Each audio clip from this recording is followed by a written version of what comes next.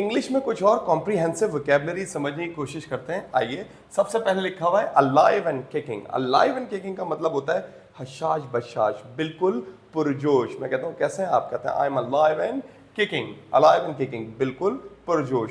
दूसरा वर्ड है stock. Stock, stock का मतलब है किसी का पीछा करना, जासूसी करना, छुप के पीछा करना। स्टॉक, मैं कहता हूँ are you stalking me online, आप मेरा ऑनलाइन छुप के पीछा कर रहा है, स्टॉक। ओके, फिर है pass the bug, one of my favourite. अपनी जिम्मेदारी किसी और पे डाल देना। I will not tell you any work because I know you will pass the bug. मैं आपको कोई काम नहीं कहूंगा, मुझे पता है आप अपनी जिम्मेदारी किसी और पे डाल दोगे। The next one is very interesting, that is mulish. Okay, mulish, mule खच्चर एक जानवर ना, म्यूल से वर्ड निकला, ये म्यूलिश। म्यूलिश का मतलब है बहुत जिद्दी। आप कह सकते हैं ढीठ। He is mulish. Whenever I say any work to him, he doesn't do that work because he is mulish. After the mulish, the next word is, second last word is timid.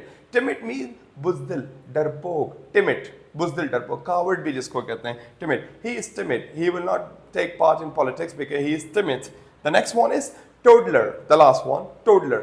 Toddler का मतलब है ऐसा बच्चा जिसने चलना सीखा हो। A baby who has just learned to walk. Okay, मैं कहता हूँ he is toddler in mathematics. I'm learning computer nowadays, so I'm toddler in computer. I'm learning driving, that means I'm toddler in driving. So the first word is alive and kicking. हर वक्त पुरजोश, बिल्कुल ठीक ठाक, हशाश बशाश. The next word is stalk, किसी का छुप के पीछा करना. Pass the buck, अपनी जिम्मेदारी किसी और पे डाल देना. Mulish, जिद्दी, ढीठ, timid, बुज़दिल, डरपोक.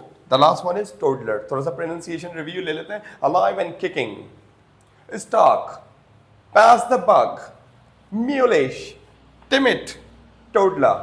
All right. I hope you understand. Now this is your turn to make sentences. Thank you.